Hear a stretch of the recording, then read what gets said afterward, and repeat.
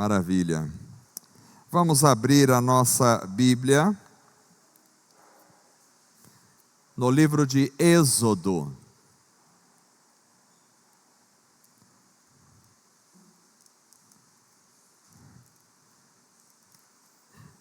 O segundo livro da Bíblia, livro de Êxodo, capítulo 14.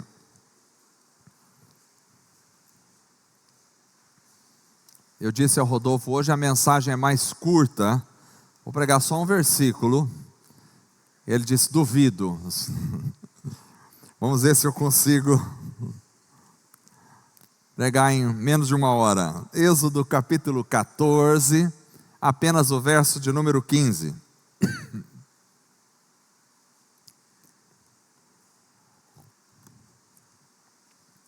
Vários irmãos estão viajando, avisaram que não poderiam estar conosco, mas graças a Deus vocês vieram, e nós estamos aqui reunidos em nome de Jesus. Diz assim a palavra do Senhor. Então disse o Senhor a Moisés, por que clamas a mim? Dize aos filhos de Israel que marchem. Vou ler novamente. Então disse o Senhor a Moisés, por que clamas a mim? Dize aos filhos de Israel que marchem. Amém. Vamos orar mais uma vez. Senhor Deus, graças te damos por estar juntos esta noite mais uma vez. Lemos a tua palavra e a tua palavra é poderosa. Um único versículo, meio versículo, uma palavra apenas é alimento para a nossa alma, porque a tua palavra é sobrenatural, ela tem uma origem sobrenatural, ela vem do Senhor, ela vem para o nosso coração, ela vem pelo teu Espírito Santo, e nós estamos aqui alegres esta noite, porque vamos falar da tua palavra. Que o teu Espírito Santo envolva os nossos corações, que o teu Espírito Santo alegre o coração de cada pessoa, que toda a depressão, todo o sentimento de angústia, todo o mal, toda a tristeza, tudo aquilo que não vem do Senhor, seja repreendido esta noite, no nome santo de Jesus, e que haja, Senhor, a alegria do Espírito entre nós, que haja o amor do Senhor, ó Deus, exalando da nossa vida, que haja a tua palavra falando aos nossos corações, toca em nossos corações por esta palavra, Senhor, transforma a nossa vida, ó Deus, a partir desta palavra, que tudo, ó Pai, tudo, exatamente tudo o que fizermos aqui, seja com o único intuito de louvar, engrandecer, exaltar, glorificar o teu santo nome, porque tu és maravilhoso. Senhor amado, perdoa os nossos pecados, purifica a nossa vida, e que esta noite possamos, ó Deus, ouvir a tua palavra com o coração aberto, receptivo à tua voz, para ouvirmos o Senhor. Venha falar, venha produzir um avivamento em nosso meio, venha transformar a nossa realidade pessoal, ó Deus, venha agir pelo poder do teu Espírito sobre a nossa alma, sobre a nossa vida. Nós te louvamos, Senhor, e te pedimos, ó Pai, no nome santo de Jesus, amém e amém, graças a Deus. Amados irmãos, esse texto tem ficado em minha mente nesses dias. Eu creio que Deus está falando comigo neste versículo, e eu pensei em compartilhar com a igreja hoje. O contexto dessa frase é a saída do povo de Israel do Egito. Como os irmãos sabem, após as 10 pragas no Egito, Deus finalmente tira o povo de lá. Então nós temos no capítulo 12 de Êxodo, o relato do acontecimento da Páscoa, onde se dá a morte dos filhos primogênitos, e assim a saída dos israelitas do Egito.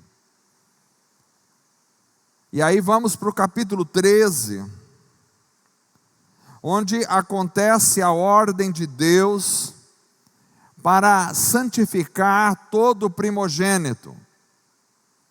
E no capítulo 13 há a instrução de Deus para o estabelecimento da festa dos pães sem fermento, também chamados de pães ázimos. Ainda no capítulo 13 nós temos a narrativa de Deus guiando o seu povo, de dia numa coluna de nuvem, e de noite numa coluna de fogo. Então o capítulo 12 é a Páscoa, o capítulo 13 e a saída do povo de Israel do Egito, o capítulo 13 é a instrução para o estabelecimento da festa dos pães sem fermento, é a narrativa de Deus guiando o seu povo pelo deserto, e aí entramos no capítulo 14, em que Israel está ali reunido diante do Mar Vermelho. E aí diz o texto que Faraó reúne os seus exércitos e vem para destruir o povo de Israel, que está entre o Mar Vermelho, e agora vai ficar entre o Mar Vermelho e os exércitos de Faraó. E aí o povo então começa a ficar apavorado, começa a ficar amedrontado, quando eles percebem que os exércitos de Faraó estão vindo com todos os seus carros de guerra, para destruir o povo de Israel, que está ali agora, entre eles e o Mar Vermelho. Então entra o versículo 15 que nós lemos, quando Deus diz a Moisés: por que clamas a mim? Dize aos filhos de Israel que marchem. Então, na continuação desse texto, Moisés pega sua vara e toca no Mar Vermelho, o mar se abre e o povo de Israel passa a pé enxuto. E depois vão tentar os egípcios passarem, Deus fecha o mar e eles morrem afogados. Isso é interessante porque Moisés, nesse verso 15, está clamando ao Senhor. Os egípcios fortemente armados atrás dele, e Deus dizendo a Moisés: por que você está clamando a mim? É uma pergunta que Deus faz a ele. Por que você está clamando a mim? Diz ao povo de Israel que marche. É um texto absolutamente intrigante, porque me parece claro aqui que, da ótica de Deus, o povo de Israel não deveria se importar com o Mar Vermelho e simplesmente marchar em direção ao mar. Está ali o mar, o que eles devem fazer? Marcha, vai andando aí. Da ótica de Deus, parece que eles não deveriam estar clamando, eles deveriam estar marchando. E isso mexeu comigo esses dias, porque nos mostra que, me parece que há momentos de clamar, mas também há momento que não é momento de clamar, é momento simplesmente de marchar, de ir para frente, de ir para cima, de continuar andando. E aí eu imagino que, às vezes, a semelhança de Israel e de Moisés, às vezes a gente para quando deveria continuar marchando. Às vezes a gente se apavora, quando simplesmente deveria continuar caminhando. E eu fico imaginando quantas vezes nós ficamos paralisados, quando na realidade deveríamos apenas continuar a nossa caminhada confiantes. Porque a fé exige continuar caminhando nos momentos de dificuldade. O mar à frente, os egípcios atrás, e a ordem de Deus é: por que clamas a mim? Somente continuem caminhando. Precisava de muita fé para caminhar em direção ao mar, quando o povo estava atrás. A continuação da caminhada é uma prova da nossa fé. Talvez a paralisação diante da dificuldade é uma prova da nossa falta de fé.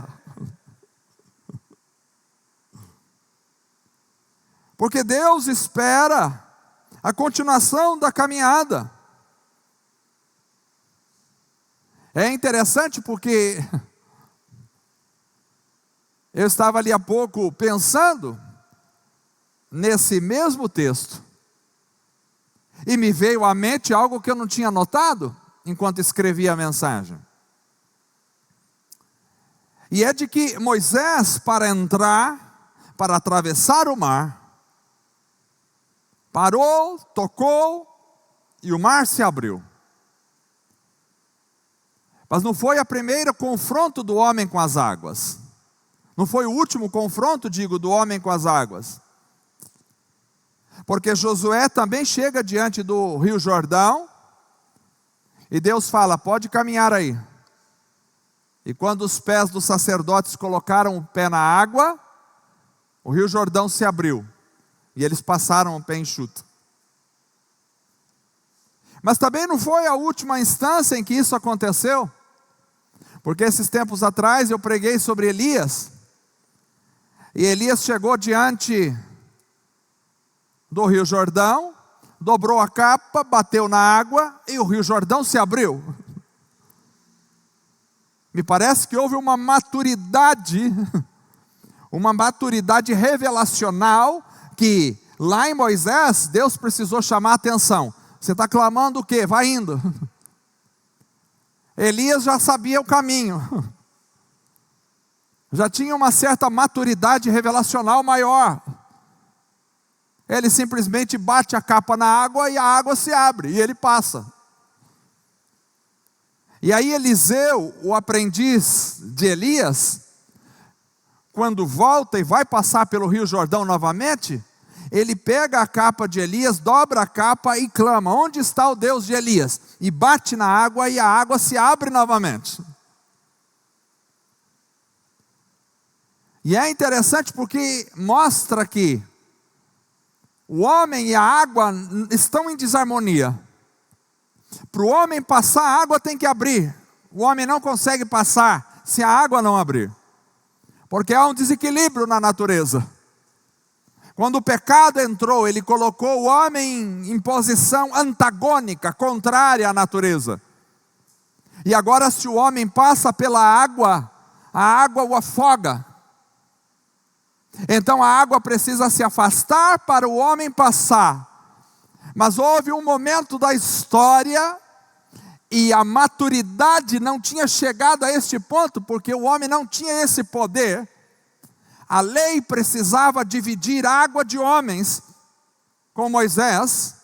O profeta precisava dividir água de homens, porque não havia conciliação entre a natureza e a humanidade. Mas houve um momento na história em que um homem não dividiu as águas, mas ele andou sobre as águas, aleluia, glória a Deus. Pastor Marcos já pegou logo quando eu estava falando aqui, porque um homem andou sobre as águas, porque em Cristo, na pessoa de Cristo, há a devida reconciliação da história, quando aquilo que o pecado fez, que dividiu o homem da natureza, e destruiu o relacionamento entre o homem e a natureza, Cristo veio para resgatar esta união, para resgatar esta construção, e Cristo então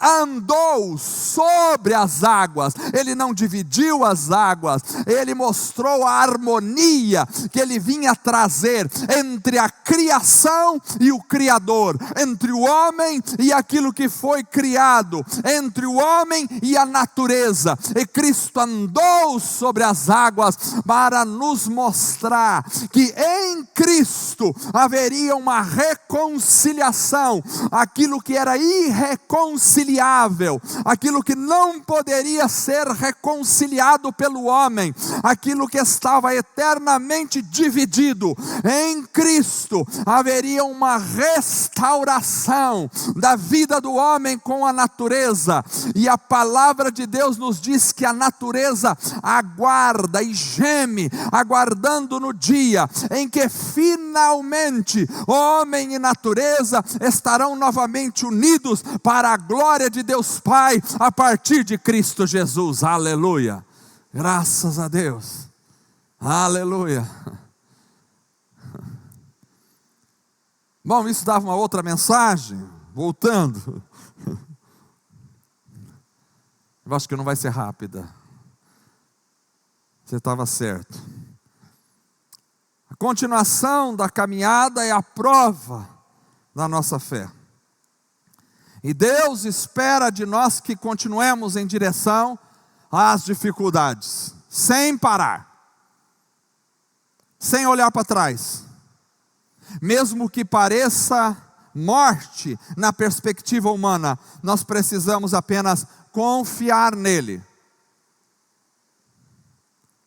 Vejam bem, há uma caminhada até que cheguemos nesta posição.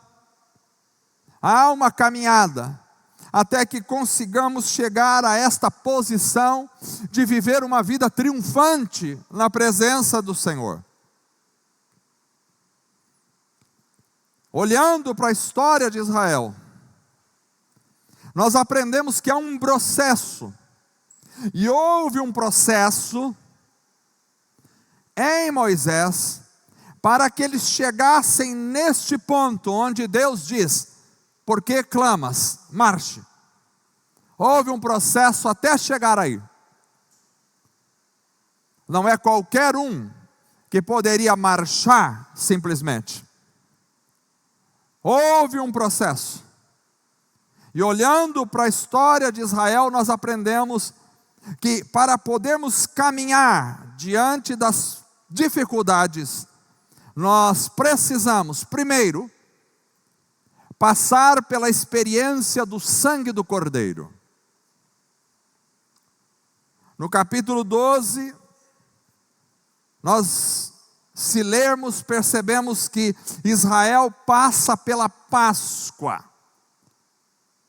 Antes de estar diante de uma dificuldade e simplesmente caminhar e as coisas vão se abrir,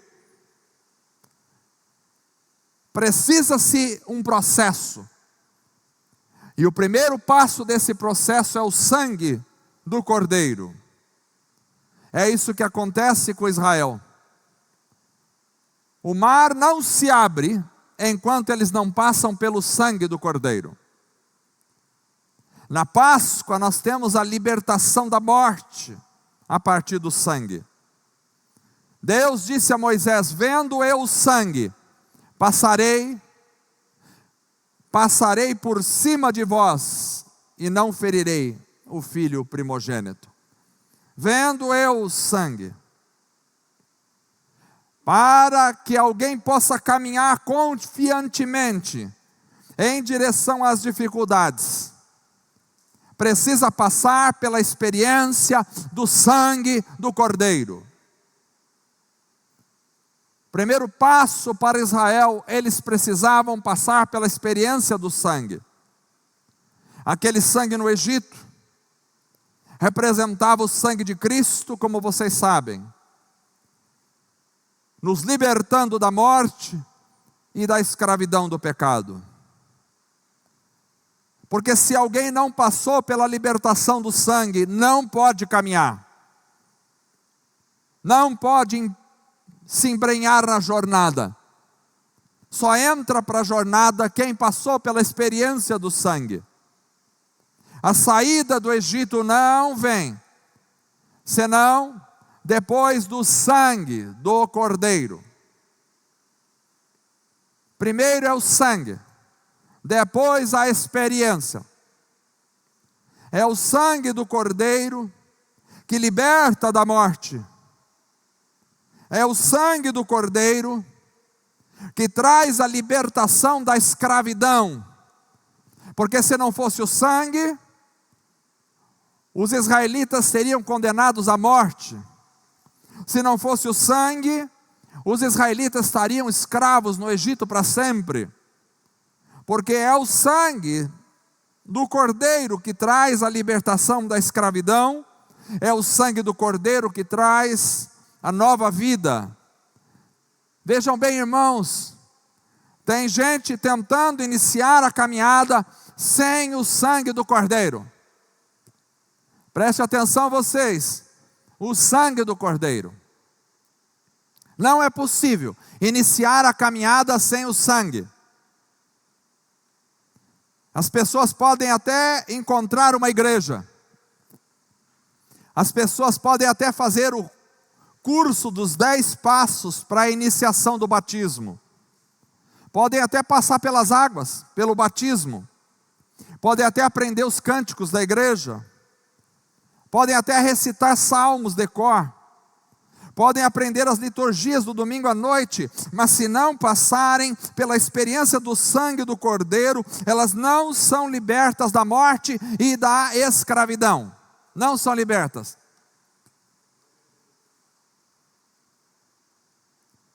Precisam passar pela experiência do sangue para serem libertas. O sangue do Cordeiro tem que marcar a vida. O sangue do Cordeiro tem que lavar você, purificar. O sangue do Cordeiro tem que ser o diferencial em você. O sangue do Cordeiro tem que modificar a sua vida. Tem que modificar, tem que marcar, tem que transformar. Tem que estar em você. Não é o emblema da igreja, mas é o emblema de Cristo, o sangue de Cristo que tem que estar em nós. Nós não estamos aqui exaltando um denominacionalismo evangélico, não estamos aqui exaltando uma religião, não estamos aqui propagando um ritual de práticas e regras, não é isto. Nós estamos aqui porque somos marcados pelo sangue do Cordeiro. É o único que nos faz conseguir sair da escravidão e da morte. É o sangue de Cristo, porque se o sangue de Cristo estiver em você, vendo eu o sangue, então a punição não chegará sobre a sua vida, a maldição não chegará sobre você, a morte não chegará sobre você, o pecado não terá domínio sobre vós, se o sangue estiver em vós, o sangue do Cordeiro, o sangue do nosso Salvador. É pelo sangue de Cristo que nós somos purificados, é pelo sangue de Cristo que somos lavados, é pelo sangue de Cristo que somos marcados, é pelo sangue de Cristo que somos libertos, é pelo sangue de Cristo que nós deixamos o Egito. Não é por uma condição de religioso que você deixa o Egito. Você pode nascer numa igreja. E eu digo isso aos meus filhos. Vocês podem nascer numa igreja, se não forem marcados com o sangue do Cordeiro, estarão dentro de uma igreja escravos do Egito, suscetíveis à morte.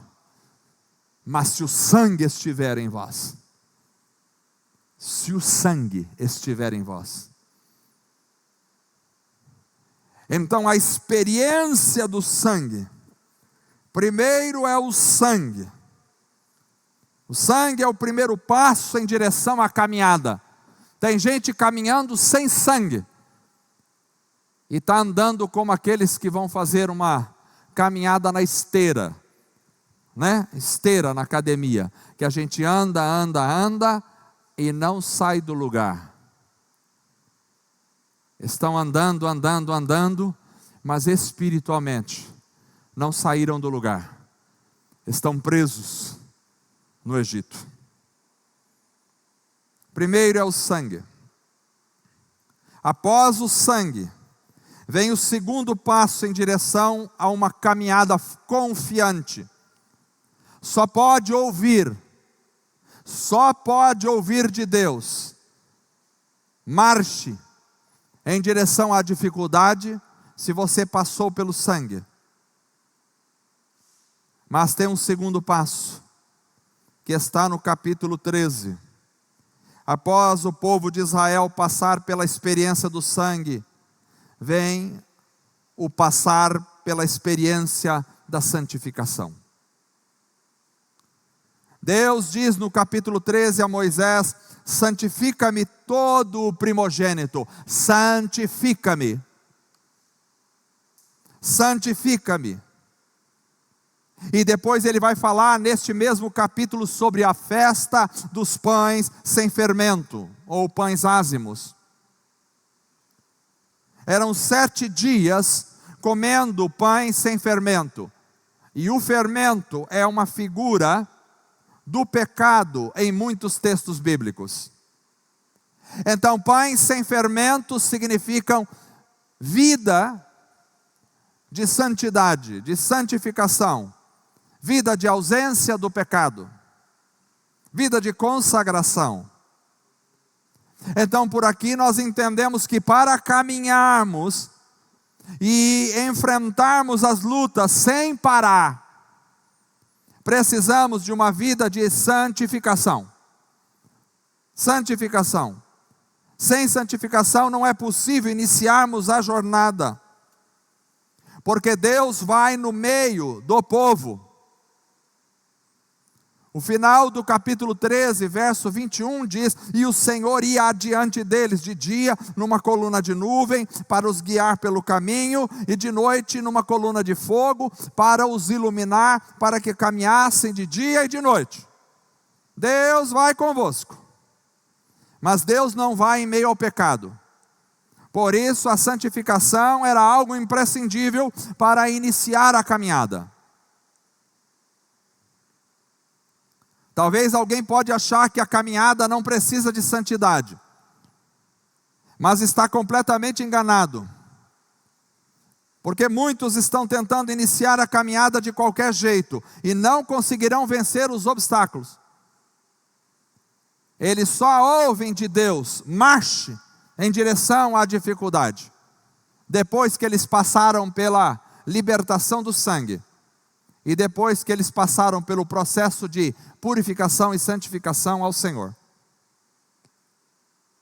O sangue traz a santidade, e o sangue nos envolve num processo de santidade. Sem o sangue não há santificação, e a santificação acontece a partir do sangue, e se desenvolve na vida de cada um de nós. Então nós somos chamados para a caminhada com Deus, em direção à nossa morada celestial. Mas não podemos enfrentar o mar e os inimigos sem a vida de santidade. Não podemos. Precisamos do Senhor durante o dia, nos guiando e nos cobrindo em meio ao sol escaldante dessa vida. Mas também precisamos do Senhor durante a noite, nos guiando e nos aquecendo nas noites frias da nossa caminhada. Mas Deus andará conosco se andarmos em santidade.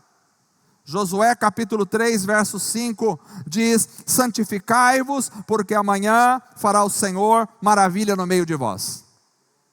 Então não há caminhada sem santidade.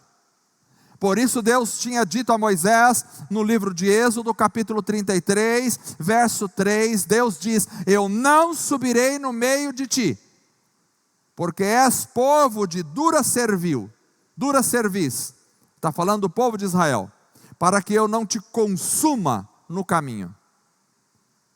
Então Deus exige santidade para viver com Ele. A santidade está em Cristo, vem através de Cristo, mas ao mesmo tempo essa santidade que vem de Cristo, ela te dá graça e força para você seguir a santificação todos os dias, sem a qual ninguém verá o Senhor.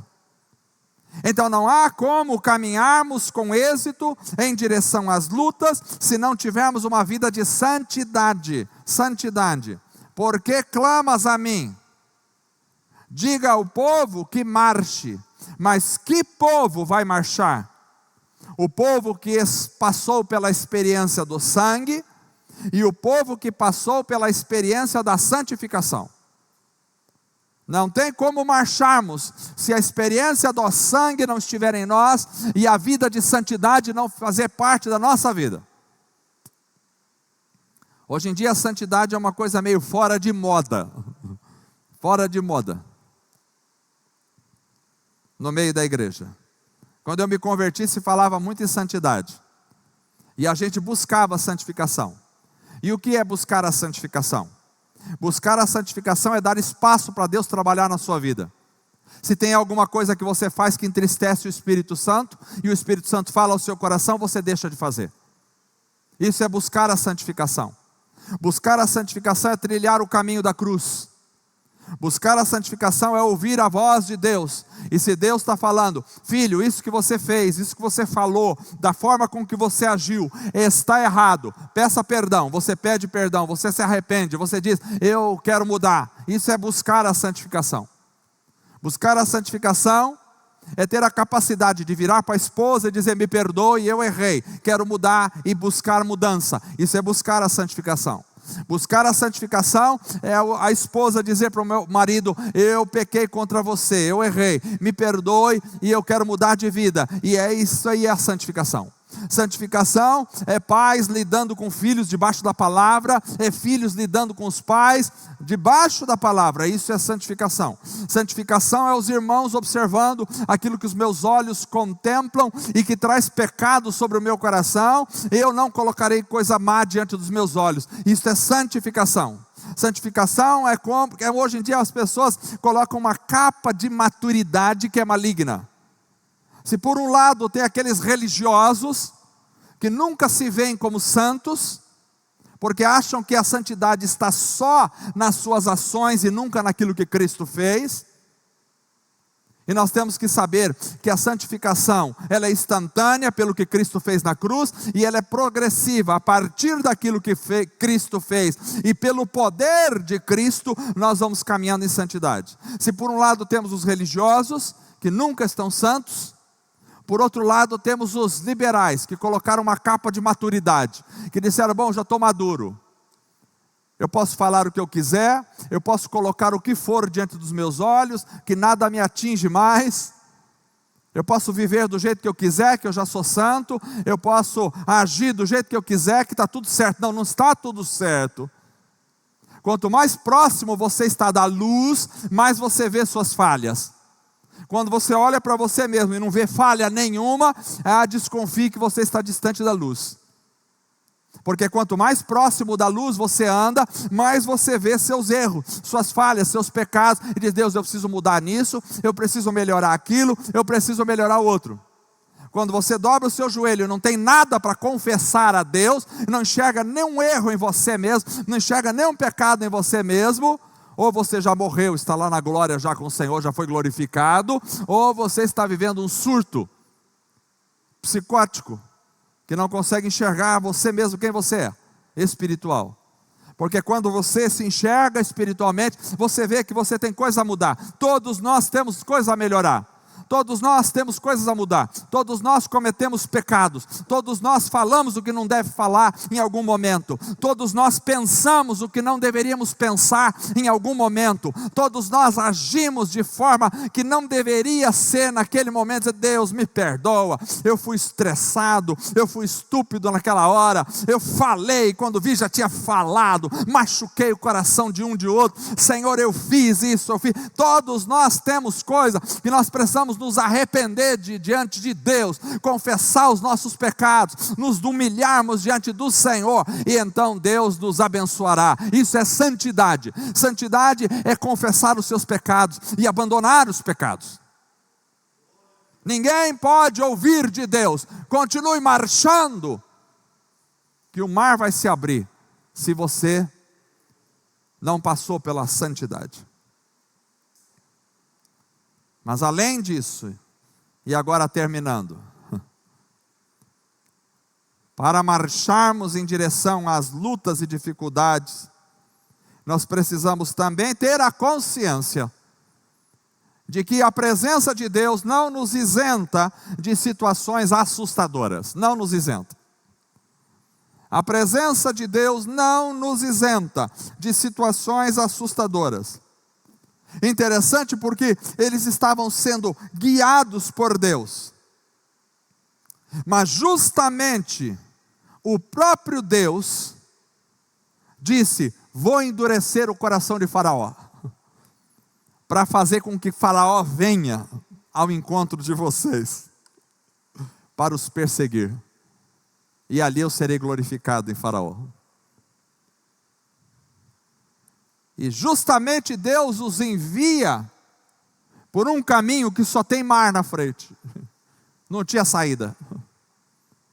É Deus quem colocou eles naquela situação. O mar na frente e Faraó atrás. Às vezes a gente acha que é o diabo, né? Repreende o diabo. Estou com muita dificuldade, irmão. Me encontrei um mar na minha frente e parece que as coisas vêm me perseguindo atrás. Dificuldade. Pode ser o diabo, mas pode também não ser o diabo, pode ser o próprio Deus.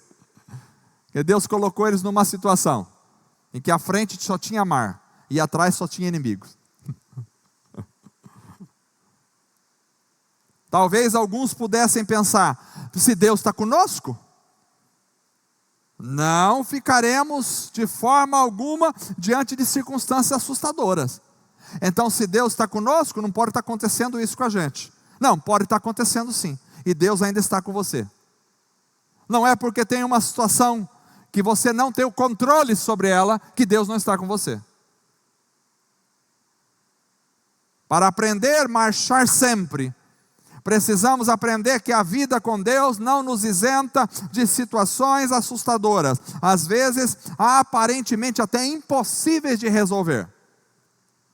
A nossa tendência às vezes é similar à de Israel: parar, ficar estático,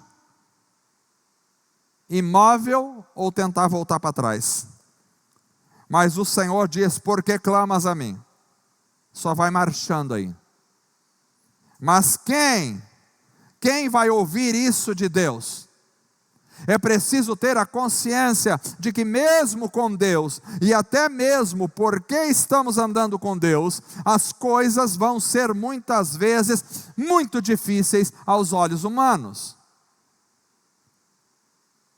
Porque o nosso Deus é o Deus do impossível. Então coisas impossíveis de repente vão se estabelecer na sua vida, e que você não tem o controle sobre elas porque são impossíveis para você. Mas o nosso Deus é o Deus do sobrenatural, Ele é o Deus do impossível. Então as situações que serão impossíveis diante de nós, serão resolvidas diante de Deus. E a ordem de Deus é: não pare, não olhe para trás, não fique desesperado, não fique questionando, só caminhe. Só caminhe. Porque segundo aos Coríntios capítulo 5, verso 7, Paulo diz: porque andamos por fé e não por vista. Nós andamos por fé. Então se for por vista, nós estamos perdidos, porque à frente está o mar e atrás vem os egípcios. Não tem saída. Mas se for por fé, a gente está bem, não importa o mar, muito menos os egípcios. O Senhor está conosco, o mar vai se abrir e os egípcios vão morrer, pode ficar tranquilo. A nossa caminhada é por fé. Então, se esperamos um caminho sem obstáculos, nós não conseguiremos sair do Egito. Porque ao sair do Egito, saiba vocês que tem muitos obstáculos. E é já na saída tem o primeiro obstáculo, que é o Mar Vermelho. E aí já tem o segundo obstáculo, que é a fúria de Faraó. Faraó sempre persegue o povo de Deus. Faraó é uma representação do inferno. Sempre persegue o povo de Deus. Sempre é destrutivo. Sempre quer escravizar. Sempre quer destruir. Sempre quer matar. Mas não importa o que o inferno deseja, nós estamos com o Senhor Jesus, o nosso Salvador, e ninguém poderá nos parar, porque a igreja está fortalecida pelo poder, pela graça e pela unção de Cristo Jesus, aleluia. Nada poderá nos parar. Alguém que não quer ter problemas e lutas, tem que ficar no Egito, morrer escravo. Porque ao sair do Egito, tem problemas e tem lutas. Mas Deus não está conosco? E é por isso que tem problemas e lutas. Porque as forças da maldade são contra Deus. E porque Deus é o Deus do impossível. E porque Deus quer que você ande por fé e não por vista. Então andar por fé é diferente, e muito diferente do que andar por vista. Andar por vista é estar no controle de tudo. Andar por fé não. Andar por fé é não ver a solução, mas continuar caminhando sabendo que Deus vai cuidar. Isso é andar por fé. Andar por fé é marchar, mesmo quando há um mar na nossa frente. E agora? Vamos marchando por fé, por fé. Pedro andou por fé sobre as águas, mas sucumbiu à fé e as águas o tragaram. E Jesus precisou levantá-lo e dizer: homem de pouca fé. Por que você duvidou? Porque andar com Jesus é andar por fé. Andar com Jesus é sempre andar por fé. Por fé. Não é andar por aquilo que você vê, não é andar pelos seus propósitos, pelos seus planos, não é andar segundo a ciência, não é andar segundo as coisas estão caminhando na vida, não. É andar segundo Deus te fala. Andar por fé é andar acima daquilo que se vê. Quem sai do Egito tem que se deparar com a ira de Faraó e com as ondas do mar revolto, do Mar Vermelho. Não tem como sair do Egito e não enfrentar Faraó. Mas Faraó está com os dias contados, aleluia. Faraó vai sucumbir no mar, não tem jeito. Porque maior é o que está conosco do que aquele que está no mundo, aleluia. Satanás pode se levantar contra a sua vida, mas ele está com os dias contados. Porque maior é aquele que está conosco do que aquele que está no mundo. E o texto bíblico diz que em breve, o Senhor Deus esmagará Satanás debaixo dos pés da igreja, para a glória dele, aleluia. Não há como as trevas vencerem, não há como as trevas triunfarem, não há como as trevas ditarem o final da história, porque o final da história já está escrito. O final da história já está escrito, e os reinos deste mundo vieram a ser de Cristo, aleluia. É do nosso Senhor, Ele é o Salvador, Ele é o Redentor, Ele é a vitória final, e não há espaço para Satanás, há só espaço para a vitória de Cristo Jesus, aleluia. Satanás vai sucumbir nas águas, porque este é o destino de Faraó. Mas o povo de Deus vai passar, aleluia, para a glória. A mensagem de hoje é esta, meus amados irmãos: não parem, estejam na caminhada confiante, para podermos ouvir de Deus. Marche, marche. Nós precisamos primeiro passar pela experiência do sangue do Cordeiro,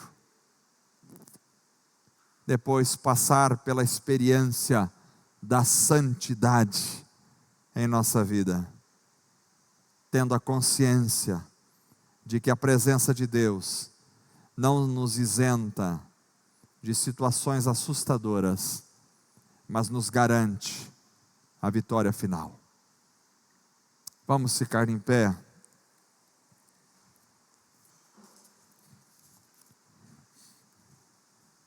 Esta noite, cremos que Deus falou ao nosso coração. Esta palavra está queimando no meu coração. Marche, porque clamas a mim. Vá andando, vai marchando, e a vitória vai chegando em nome de Jesus. Há momentos que nós temos que simplesmente agir, caminhar pela fé, vai caminhando pela fé,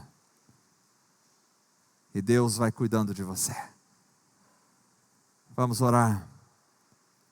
Senhor Deus amado, esta noite ouvimos a Tua palavra, cremos na grandiosidade do Senhor e do Teu poder, na transcendência eterna do Senhor. Sabemos que às vezes o Senhor só nos diz marche, e nós precisamos marchar confiando no Senhor, marchar buscando ao Senhor, marchar sabendo que o Senhor está na frente.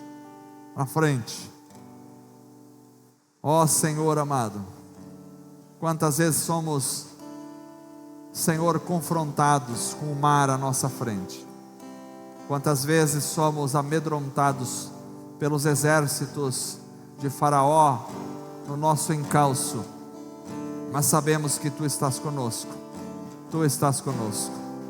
Se alguém aqui não passou pela experiência do sangue, Senhor, que possa agora ser marcado pelo Teu sangue, que possa ser purificado pelo Seu sangue, que possa ser liberto pelo Seu sangue, que possa ser transformado pelo Seu sangue. Se alguém não está vivendo uma vida de santidade, que possa, Senhor, a partir de hoje, se colocar diante do Senhor e dizer: eu não faço mais isso, eu não faço mais aquilo. Senhor, me liberta disso e daquilo, para a glória do Teu nome. Senhor, que o Teu povo possa caminhar seguro de que, apesar do Senhor estar conosco, muitas experiências difíceis estão pela frente, mas a vitória já está garantida em nome de Jesus. A vitória já está garantida. Senhor, fala com a Tua igreja, revela, transforma, modifica, restaura, vivifica, conforta a Tua igreja, e tudo para a glória, para a honra e para o louvor do Teu nome somente. No nome santo de Jesus, amém e amém. Graças a Deus. Vamos cantar.